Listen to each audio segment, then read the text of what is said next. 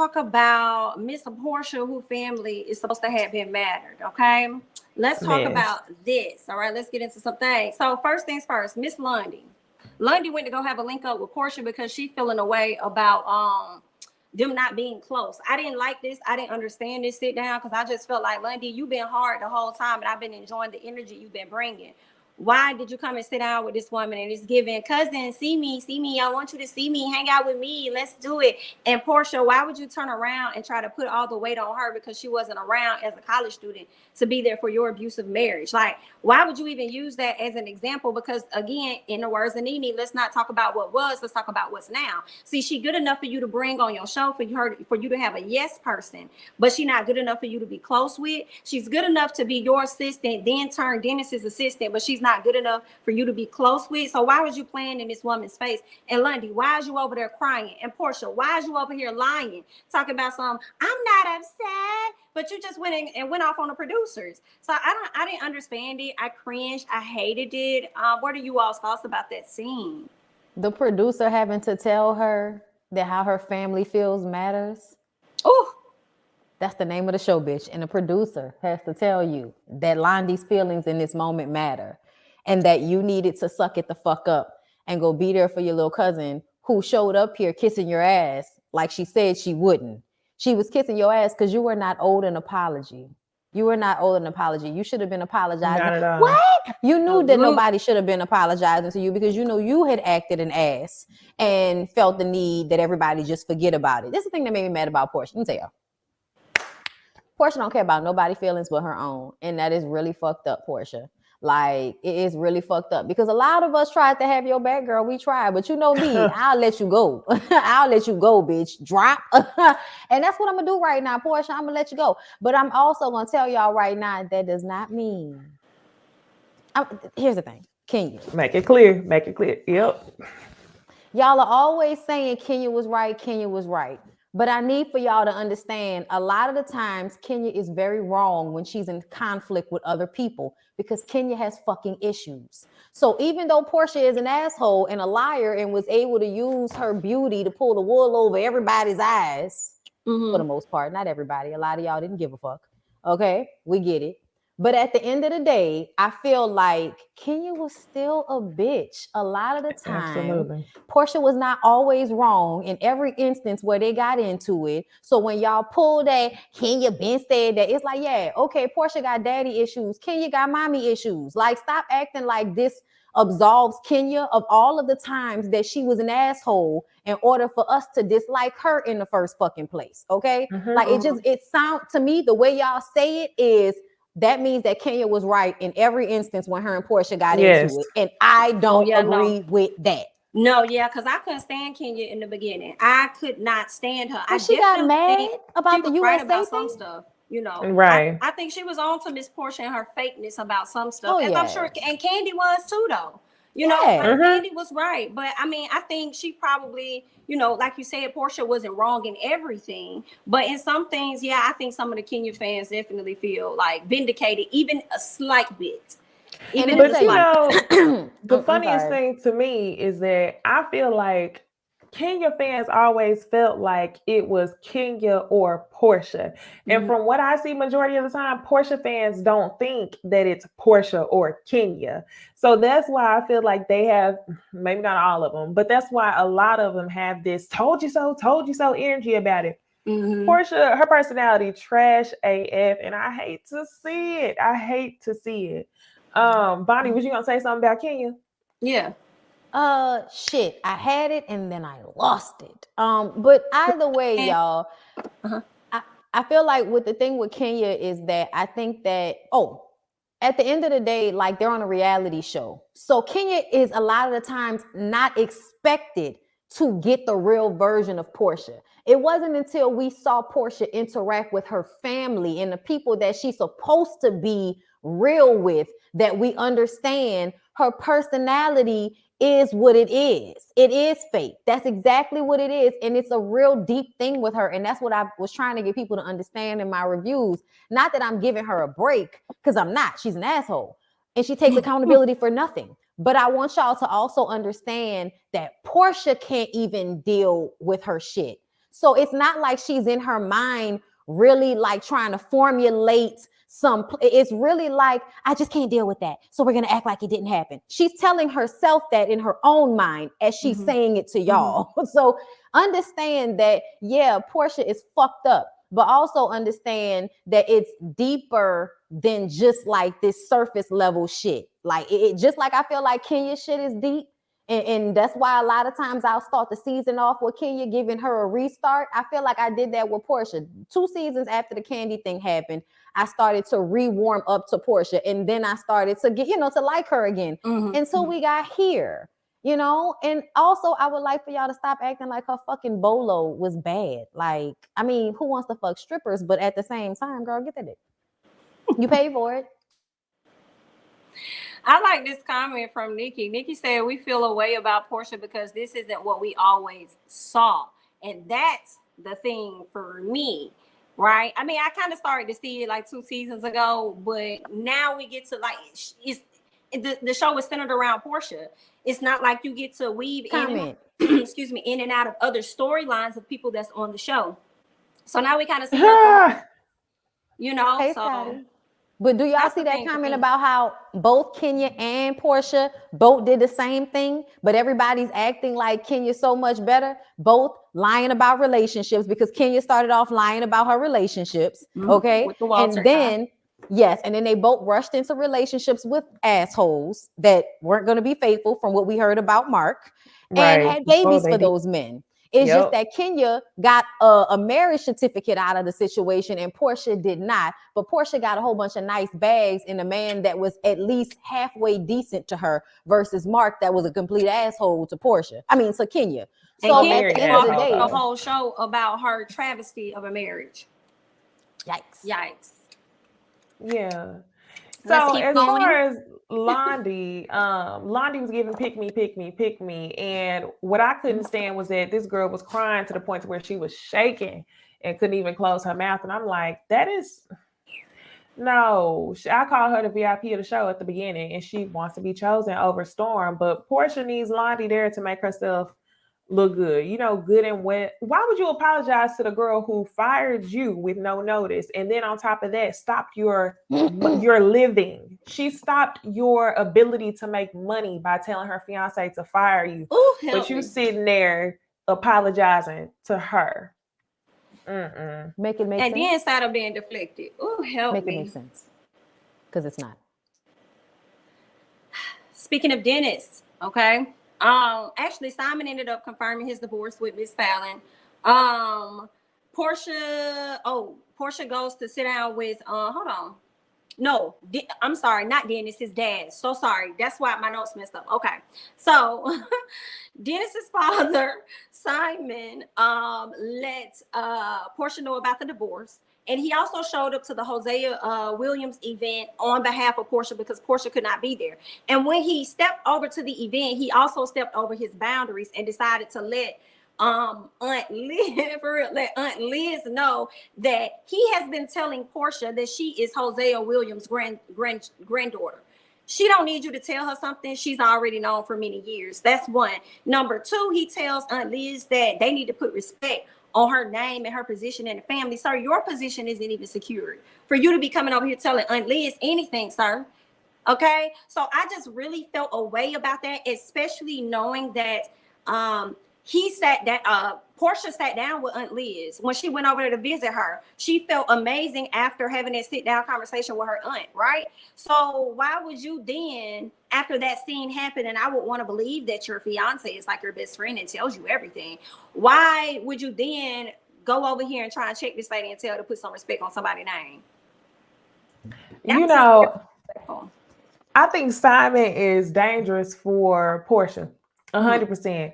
Like, as much as I sat here and clowned at this damn show, Simon, I see in the interactions, there's times where like some shit will pop off and then she'll go to the room with Simon. And then by the time she comes out sounding just a little bit smarter, a little bit like she's more sneaky with things. She's good at trying to pretend. And I feel like she's only getting that because her and Simon are having these conversations. Simon's just a little bit smarter than her and better at being sneaky. So he's telling her how to operate in these conversations. He's hyping her head up, and she's coming out and repeating what he's saying.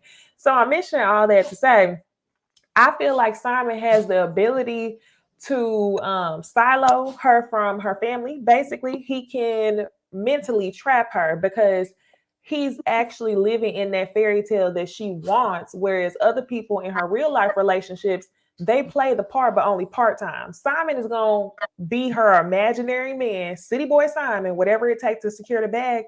And for that reason, I feel like it's dangerous. And that's what he was doing with Aunt Liz, repeating what he's been telling her in order to keep her away from her family. So I'm like, this is dangerous. He's definitely laying the traps. Especially when you think about all of the jobs that she got rid of to be with the nigga. Like, that's another thing. Because somebody was like, they feel like he probably convinced her to let go of all of her other streams of income so that she could really fall into the fairy tale and then really become dependent upon him.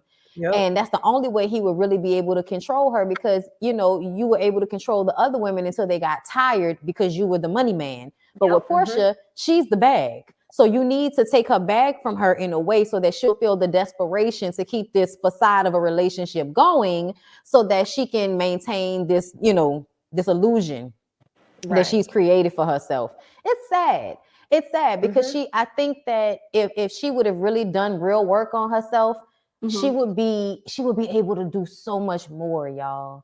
Like, Porsha would probably be the type of person to work herself into her own daytime talk show if she played her cards right, because she's beautiful, she's personable, and people like her. So they would want to come on the show and talk to her. So if she was like good at that and really worked at that instead of trying to find some man to save her, she would have been able to do so much more. So it's just low-key disappointing. Agreed. High key. Okay, let's see what else. Porsha and Dennis's sit down. Got to talk about that real quick. So Porsha wasn't open to giving him the details about where she was going to move with his child and a man that she just met.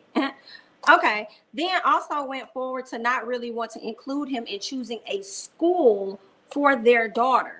Okay, what else did she do? She says that she wanted things to be black and white when it came down to, you know, their co-parenting situation. But when Dennis beat her to the punch and told her, I already sent you that over, it just, you know, spiraled out of control and Miss Porsha got upset. I feel like Dennis has every right to, and I think that's actually the way that he should go.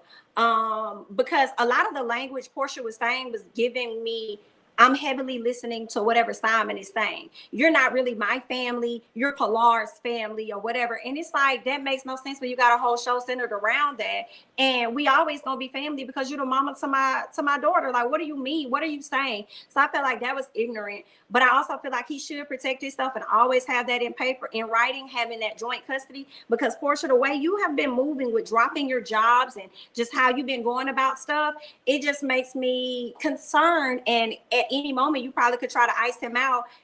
Simon may drop another clue and you may follow up with that. And then next thing you know, this man's not in his daughter's life. Like, it's just sketchy to me. So I feel like all men, support yourself. Let me get to these super chats real quick. Thank you so much, Nola Reeves, for the super chat. Project Pigeon Porsha.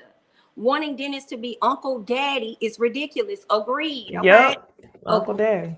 And thank you so much, Scotty, for the super chat. I love you, ladies. Keep it moving and get well soon, Jay Lee. Let Miss C19 know how strong you really are. Thank you so much, Scotty, for the super chat. We appreciate you. Thank you. Thank you.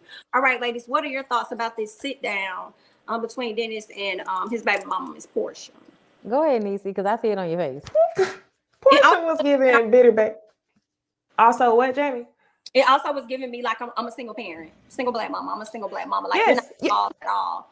That's what I was about to say. Bitter baby mama, and she wants to create a reason for him not to be present because, like you said, she kept talking. Where it was one scene at the beginning where she said, "I thought I would allow Dennis to come to the hospital so Pilar knows that he was there for her." What do you mean allow?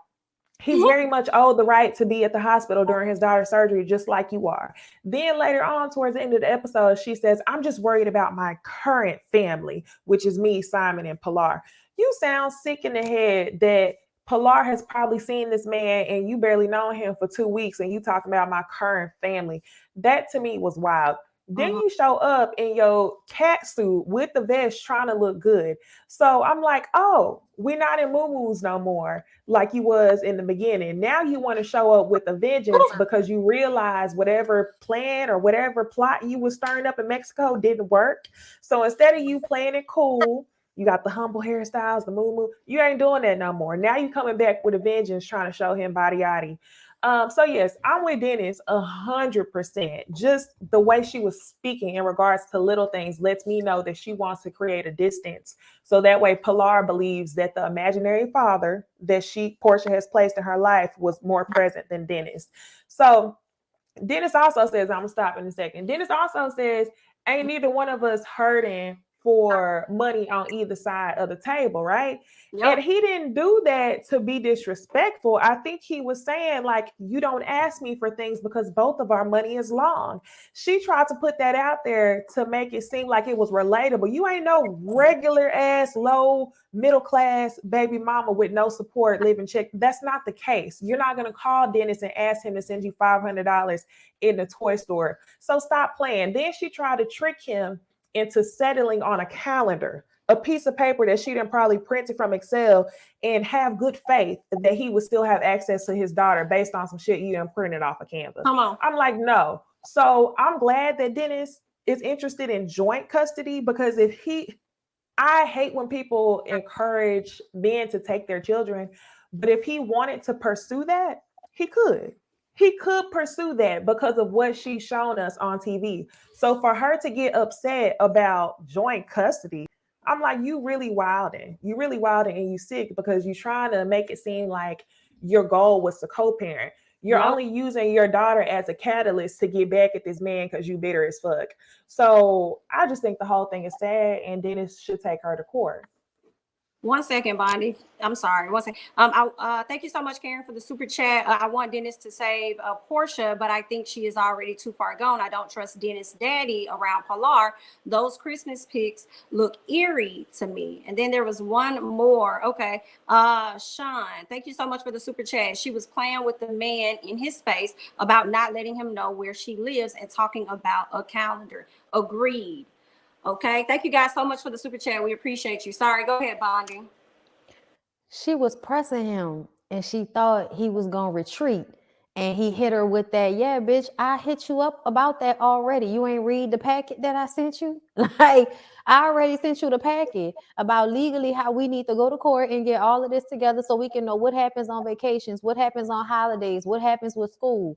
I think what he was doing was very smart and something she should have been interested in if she doesn't want to continue to fight with him. But she wants to continue to fight with him because Porsha is also one of those women who love toxic relationships because they're fun. I'm just saying, like, they're not at a point yet where their soul can be weary from fighting and arguing with a nigga. Like, they're not in that space yet because the maturity level is not there. Right. If Porsha was mature and securing herself as a 40-year-old woman the way she should be, we would not be here right now. And when she showed up with Dennis, the bodysuit, the fur, having to mention that Dennis' daddy got it for her. Girl, don't nobody care what Dennis' daddy got for you, because we still feel like Dennis got more money than Dennis' daddy. Okay, so don't nobody, okay, and don't nobody need to hear that. And then speaking of Fallon, okay, Pina, and you and Fallon having matching fucking Rolls Royces, bitch. You over there Tweety Bird happy that this nigga done bought you identical vehicles. This is where we at. Thank you for the graphics, Jamie. That's the same car he borrowing, y'all, because allegedly he ain't got no coin. That's the same car, Porsha. You said, I hope he adjusted the seat, because you might need to figure out what Fallon's seating. To be clear, it's not exactly the same car, but it's the same Rolls Royce color, interior type of model. Like, it's just Fallon's is a 2-door and Porsche's is a 4-door. Oh, okay. Yeah, that's the only difference. Okay. As you see, the doors butterfly. Okay. But yes, this is just embarrassing, girl. You're embarrassing. And the way she's on the car, I can't stand when a woman that has bank like this acts so thirsty for some shit that a man bought her that she could have bought for herself. Like, I get being grateful, but you are laying and popping it and splitting it like you have never had a Rolls Royce bought for you by an African before. And also, like, you couldn't buy it for yourself. Like, it's like she just wants to be a damsel in distress, even though she isn't. And that was the same thing with her trying to act like Dennis isn't there for their baby, acting like Dennis doesn't help with Pilar. Like, let's be real, bitch. You don't need grocery money from him, okay? You don't need a little couple of a little couple of dollars to get the baby some coloring books and shit. You don't need that. So the fact that you're trying to act like the reason why he doesn't give in that way is because of him not wanting to give, when we saw Dennis take her shopping and drop $500 for no reason other than the fact that his baby wanted it.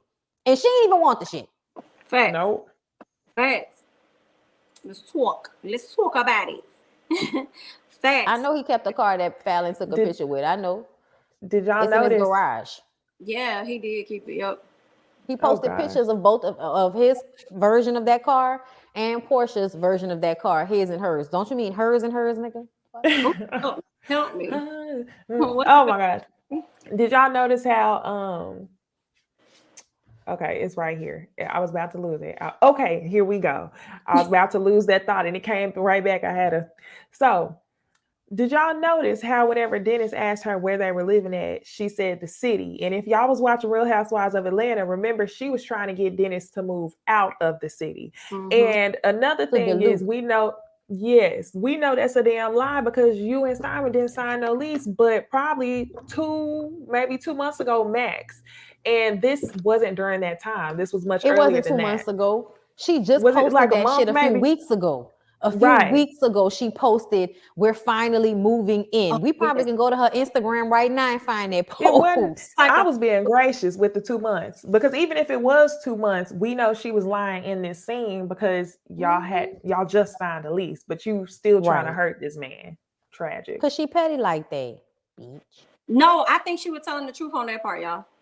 Because I remember the time. Yeah, back in December. So back in December, when she got into it with Dennis, she came to social media to like talk about him, and she hit up one of her activist friends and added her and said, "Oh, I had a terrible sit down." That was in December. So they actually closed on that house December 1st, or at least Simon did, because his name is the only name that's on the record. So Simon closed on that home. So by the time she met with Dennis, she was right when she said, "Yeah, we just closed on this home." And then I think he moved in probably like the first, like I think January 1st or something like that. Like I think she moved in for sure like the first week of January. So Jamie, that explains. Oh, Bondy, you muted.